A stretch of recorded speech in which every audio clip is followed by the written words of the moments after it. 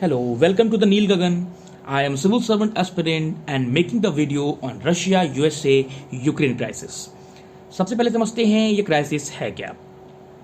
Europe के eastern side में पड़ता है यूक्रेन और उससे बॉर्डर शेयर करता है रशिया।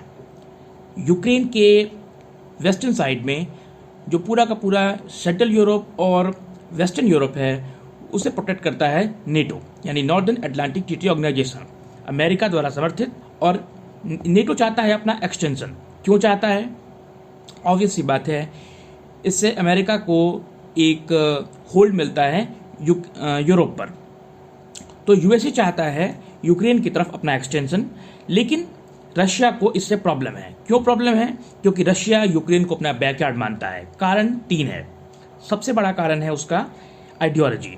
रशियन लोग रहते हैं इसमें, यूक्रेन में रशियन आइडियोलॉजी के लोग अच्छी खासी संख्या में हैं। दूसरा प्रॉब्लम है उसका इलेक्टोरल सिस्टम। उस सिस्टम में यूक्रेन में जो भी गवर्नमेंट है अभी वो प्रो वेस्टर्न है। इससे पहले वहाँ पे जो गवर्नमेंट थी वो प्रो रसिया हुआ करती थी। तो यूक्रेन में वेस्टर्न जो आइडियोलॉजी है उसके बढ़ने की वजह से रशिया इसे अपने लिए थ्रेट मानता है। और तीसरा है geopolitical game. Geopolitical game simple सा चीज है। आप देखेंगे कि यूक्रेन के ऊपर बेलारूस है, बेलारूस के ऊपर बाल्टिक सी के जो 3 कंट्री है, बाल्टिक कंट्रीज है, लाटविया, एस्टोनिया, लिथुआनिया। नेटो जो है यहां तक पहुंच चुका है, ये तीनों नेटो के मेंबर हैं। तो रशिया के लिए प्रॉब्लम ये हो जाता है कि अगर नेटो फोर्सेस यहाँ मौजूद हैं तो वो रशिया पर इन्वेड कर सकती हैं दोनों तरफ से। ये रशिया के लिए ये सिक्योरिटी चैलेंज है, एग्जिस्टेंशियल थ्रेट है। और एग्जिस्टेंशियल थ्रेट होने की वजह से रशिया जो है इसे चैलेंज करता है। चैलेंज क्यों करता है?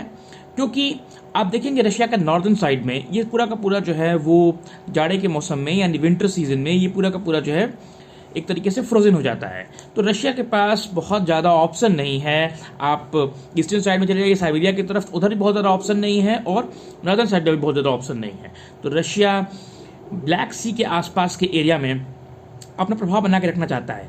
आपको पता होना चाहिए कि 2014 मार्च में रसिया ने इसीलिए यूक्रेन पर इन्वेड किया था और उससे क्रीमिया को छीन लिया था।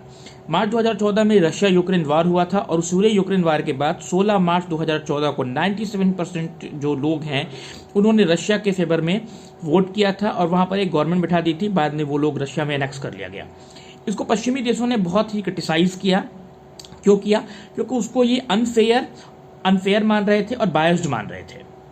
ऑब्वियस सी बात है, वो उस तरह के होने के बाद जो है पूरा का पूरा क्रीमिया के इलाके पर रशिया का कब्जा हो गया। ब्लैक सी का जो ये पूरा एरिया है, ये पूरा का पूरा एरिया रशिया के लिए सुटेबल है, उसके मिलिट्री ड्रिल्स के लिए, उसकी अपनी सिक्योरिटी के लिए। रशिया क्या करे? रशिया के लिए सबसे बड़ी प्रॉब्लम क्या है कि यूक्रेन हो या ईस्टर्न यूरोप के बाकी हिस्से हों, ये सारे के सारे हिस्से रशिया इन पर अपना एक स्ट्रांग होल्ड बना के रखना चाहता है। तो प्रॉब्लम क्या है? क्राइसिस ये पैदा हो रही है कि रशिया चाहता है कि यूएस ये लिख के दे, रिटर्न दे कि वो यूक्रेन में अपना एक्सटेंशन नहीं करेंगे, यानी Ukraine remains not be the part of NATO. Putin ऐसा चाहते हैं, लेकिन जो बिडेन जो कि यूएसए प्रेसिडेंट है वो नहीं चाहते हैं। वो ऐसा लिख के देने को तैयार नहीं है और यही वजह है कि ये क्राइसिस है। आपको मालूम होना चाहिए कि 1 लाख से 1.5 लाख फोर्सेस जो है रशिया ने बॉर्डर पे खड़ा रखा है, टैंक वगैरह लगा रखा है और ये पूरा का पूरा एरिया जो है वो एक थ्रेट में है। दूसरा, यूरोप जो है उसका क्या इंटरेस्ट है? देखिए, यूरोप का सिंपल सा इंटरेस्ट है, यूरोप चाहता नहीं है कि कोई लफड़ा पड़े यहाँ पर हो, सीधा सीधा बात है। जर्मनी के आपको मालूम होगा जर्मनी का क्या स्टांस है। जर्मनी हमेशा से रशिया के ऊपर सॉफ्ट रहा है। क्यों सॉफ्ट रहा है? ये भी जियोपॉलिटिकल एंगल है। नॉर्थ स्ट्रीम गैस पाइपलाइन जाती है रशिया से। रशिया के गैस पर पूरी तरह डिपेंडेंट है जर्मनी की इकोनॉमी। जर्मनी यूरोप की सबसे बड़ी इकोनॉमी है और पता होना चाहिए भारत की इकोनॉमी से बड़ी है जर्मनी की इकोनॉमी। तो उस हिसाब से जर्मनी को अपनी एग्जिस्टेंस के लिए रशिया के गैस पर डिपेंडेंसी है और ऑब्वियस सी बात है कि इसीलिए जर्मनी बहुत सॉफ्ट टोन रखता है। आपको मालूम होना चाहिए कि कुछ दिन पहले जर्मनी के एम्बेसडर टू इंडिया ने एक ब्लंडर भी कर दिया था, जिन्होंने इंडिया में आकर के स्टेटमेंट्स दे दिए थे कि जर्मनी बहुत इन सब मामलों में नहीं पड़ना चाहता XYZ। तो वो सारी चीज़ें जो हैं कहीं ना कहीं जर्मनी को इम्पैक्ट कर रही हैं। फ्रांस का भी बहुत न्यूट्रल रोल है, वो बहुत उस तरह का एग्रेसिव नहीं दिखाई दे रहा है। उनका मीडिया कभी कुछ कह रहा है, कभी कुछ कह रहा है। इवन कभी फ्रांस का स्टेट की तरफ से तो ठीक है, वो लोग नेटो के मेंबर हैं तो उनको बोलना है, लेकिन एक लगभग आप समझ में ये आता है कि यूरोप बहुत ज़्यादा रुचि नहीं है। लेकिन इससे एक प्रॉब्लम ये समझ में आ रही है कि ये पूरी क्राइसिस ने यूरोप के अंदर कई ऐसे हॉटस्पॉट्स जो है हॉटस्पॉट बना दिए हैं कि यार क्या नेटो हमें प्रोटेक्ट कर सकता है, क्या यूरोपीय यूनियन जो है वो लंबे टाइम तक सर्वाइव कर सकता है। तो ये सब चीज़ें दिखाई दे रही हैं। यूएसए का क्या है, यूएसए को लेकर के एक शुरू से कहा जाता है जब से जो बिडेन आए हैं कि he leaves in a cold war era. वो रशिया को 1960 1970s की तरह देखने की बजाय 2021 में देखना पसंद नहीं कर रही हैं। अमेरिकन के साथ बड़ी समस्या क्या है कि वो पूरी दुनिया को आज भी उसी ग्लास में देखने की कोशिश कर रहे हैं और उसी तरीके से मामले को सुलझाने की कोशिश कर रहे हैं जिस तरीके से उन्होंने मार्शल प्लान और बाकी जो प्लान्स के तहत कोल्ड वॉर एरा में सुलझाने की कोशिश की थी। इसीलिए अमेरिकी पॉलिसी हर जगह फेल हो रही है, क्योंकि 50 साल पुरानी पॉलिसी हर जगह हर समय नहीं लागू हो सकती है। अब सेम टाइम पर चीज़ों की अलग तरह का डिमांड है। अमेरिका क्या करता है, इकोनॉमिक सेंक्शन लगा देता है। वो तो 2014 में उसने रशिया पे लगाया हुआ है, लेकिन रशिया इससे क्या फर्क पड़ा रशिया को। इकोनॉमिक सेंक्शन छोटे कंट्रीज के लिए ठीक है, लेकिन रशिया जैसे बड़ी कंट्रीज के लिए इकोनॉमिक सेंक्शन बहुत मतलब नहीं रखता है, बहुत ज़्यादा उसका वो नहीं है। और इसी वजह से रशिया सर्वाइव करता जा रहा है, रशिया को उतनी चुनौती नहीं मिल रही है। और ऑब्वियस सी बात है कि इकोनॉमिक सेंक्शन जो है ये रशिया को हर्ट नहीं कर पा रहा है।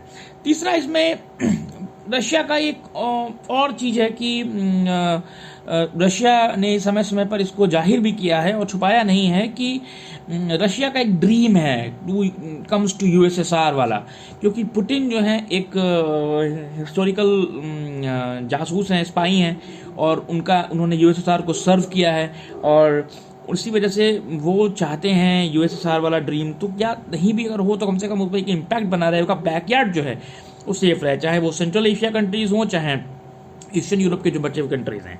तो ये सारी चीज़ें रशिया को एक तरीके से एनर्जी दे रही हैं।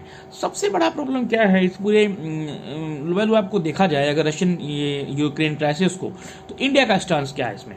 देखिए इंडिया का सिंपल स्टांस है कि इंडिया को चूंकि इंडिया का रशिया और यूएसए दोनों के साथ एक बैलेंस पॉलिसी है, तो यूएसए ने इंडिया को रिक्वेस्ट किया था कि आप जो है थोड़ा सा रशिया को समझाएं। इंडिया हालांकि इस पूरे मुद्दे पर बहुत वो हो गया, साइलेंट हो गया। उन्होंने बहुत सिंपल सा बात रखा है, पीसफुल रिजोल्यूशन निकलना चाहिए, सस्टेन डिप्लोमेटिक एफर्ट के माध्यम से चीज़ें रास्ते खुले रहना चाहिए। बट इंडिया ने जो एक बात कही है वो बहुत इंपॉर्टेंट है। उसने यूएनएसी में वोट के दौरान ये बात कही, legitimate security interest should be taken care, यानी कि रशिया के लेजिटिमेट सिक्योरिटी जो इंटरेस्ट हैं उसका ख्याल रखा जाना चाहिए।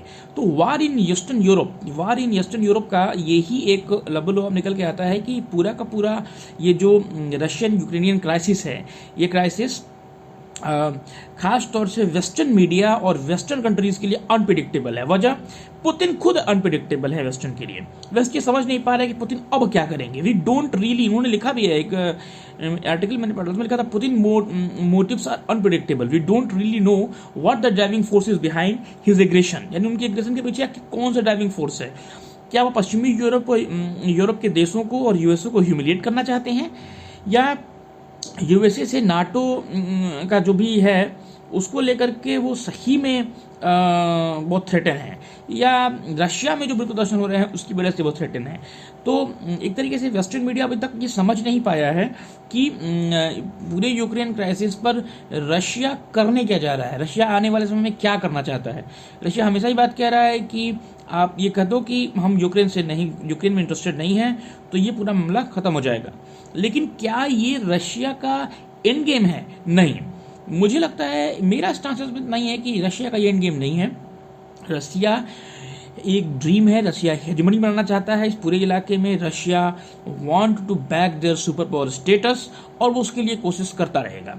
ये यूक्रेन क्राइसिस हो, क्रीमिया क्राइसिस हो, सेंट्रल एशिया क्राइसिस हो और बाकी तरह की क्राइसिस हो, निश्चित तौर पर रशिया से अगर पश्चिमी देशों को निपटना है तो उसके लिए उन्हें कुछ डिप्लोमेटिक एफर्ट्स और कुछ और तरीके ढूंढने होंगे। उन तरीकों से काम नहीं चलेगा जिनसे 1960, 70 या 80 के दशक में रशिया को हार्म किया गया या हर्ट किया गया।